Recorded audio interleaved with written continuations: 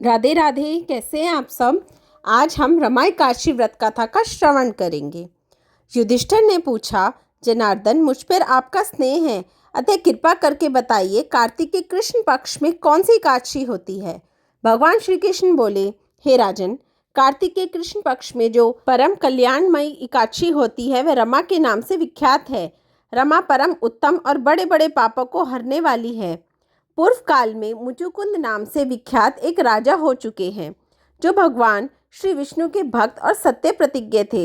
निष्कंटक राज्य का शासन करते हुए उस राजा ने यहाँ के नदियों में शेष चंद्रभागा कन्या के रूप में उत्पन्न हुई। राजा ने चंद्रसेन कुमार शोभन के साथ उसका विवाह कर दिया। एक समय की बात है, शोभन अपने ससुर के घर आए। उनके यहाँ दशमी का दिन आने पर समूचे नगर में ढिंढोरा पिटवाया जाता है कि एकादशी के दिन कोई भी भोजन ना करे, कोई भी भोजन ना करे। यह डेके की घोषणा सुनकर शोभन ने अपनी प्यारी पुत्री चंद्रभागा से कहा, प्रिय, अब मुझे इस समय क्या करना चाहिए, इसकी शिक्षा दो। चंद्रभागा बोली, प्रभु, मेरे पिता के घर पर तो एकादशी को कोई भी भोजन नहीं कर सकता। हाथी, घोड़े, हाथियों के बच्चे तथा अन्यायी पशु भी अन्न, घास तथा जल तक का आहार नहीं कर पाते, और मनुष्य भी एकादशी के दिन कैसे भोजन कर सकते हैं। प्राणनाथ, यदि आप भोजन करेंगे तो आपको बड़ी निंदा होगी। इस प्रकार मन में विचार करके अपने चित्त को दृढ़ कीजिए। शोभन ने कहा, प्रिय, तुम्हारा कहना सत्य है, मैं भी आज उपवास करूंगा। देव का जैसा विधान है वैसा ही होगा। भगवान श्री कृष्ण कहते हैं, इस प्रकार दृढ़ निश्चय करके शोभन ने व्रत के नियम का पालन किया। क्षुधा से उनके शरीर में पीड़ा होने लगी, अतः वे बहुत दुखी हुए। भूख की चिंता में पड़े पड़े सूर्यास्त हो गया। रात्रि आई, जो हरि पूजा परायण प्रथा जागरण में आसक्त वैष्णव मनुष्य को हर्ष बढ़ाने वाली थी, परंतु वही रात्रि शोभन के लिए अत्यंत दुखदायी हुई।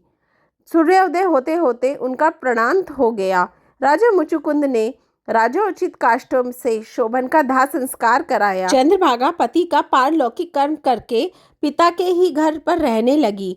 नृपश्रेष्ठ रमा नामक एकादशी के व्रत के प्रभाव से शोभन मंदराचल के शिखर पर बसे हुए परम रमणीय देवपुर को प्राप्त हुआ। वहां शोभन द्वितीय कुबेर की भांति शोभा पाने लगा। राजा मुचुकुंद ने नगर में सोम शर्मा नाम से विख्यात एक ब्राह्मण रहते थे। ये तीर्थ यात्रा के प्रसंग से घूमते हुए कभी मंदराचल पर्वत पे गए। वहां उन्हें शोभन दिखाई दिए। राजा के दामाद को पहचान के वे उनके समीप गए।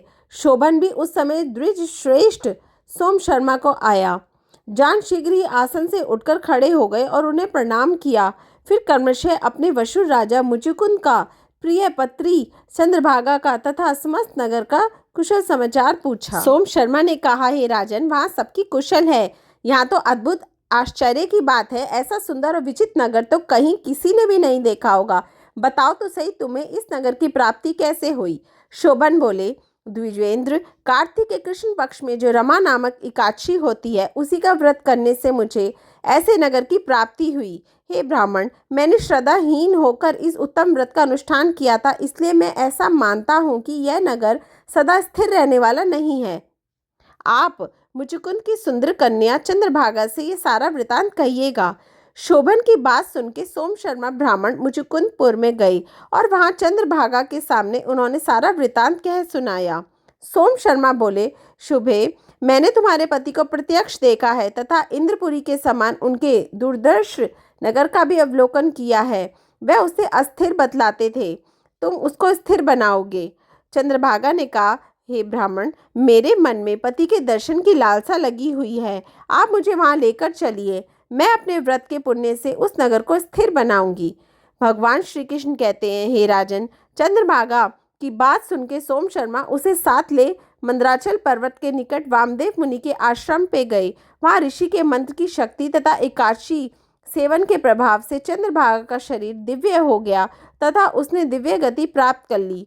इसके बाद वह पति के समीप गई। उस समय उसके नेत्र हर्षोल्लास से खिल रहे थे।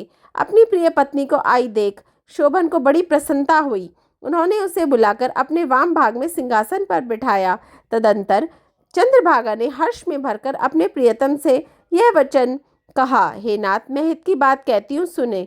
पिता के घर में रहते हुए जब मेरी अवस्था 8 वर्ष से अधिक हो गई, तभी से लेकर आज तक मैंने जो एकादशी के व्रत किए हैं और उनसे मेरे भीतर जो पुण्य संचित हुआ है, उसके प्रभाव से यह नगर कल्प के अंत तक स्थिर रहेगा तथा सब प्रकार के मनोवांछित वैभव से समृद्धशाली होगा। चंद्रभागा दिव्य भोग, दिव्य रूप, दिव्य आभूषणों से विभूषित हो अपने पति के साथ मंदराचल के शिखर पर विहार कर रही है। राजन, मैंने तुम्हारे समक्ष रमा नामक एकादशी का वर्णन किया है। यह चिंतामणि तथा कामधेनु के समान सब मनोरथों को पूर्ण करने वाली है।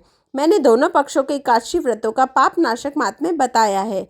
जैसे कृष्ण पक्ष की एकादशी है वैसे शुक्ल पक्ष की भी है, उनमें भेद नहीं करना चाहिए। जैसे सफ़ेद रंग की गाय हो या काले रंग की, दोनों का दूध एक सा ही होता है, इसी प्रकार दोनों पक्षों की एकादशी के फल समान फल देने वाले होते हैं। जो मनुष्य व्रतों का महात्म्य सुनता है वह सब पापों से मुक्त हो विष्णु लोक को प्राप्त होता है। रमा एकादशी व्रत कथा समाप्त। राधे राधे।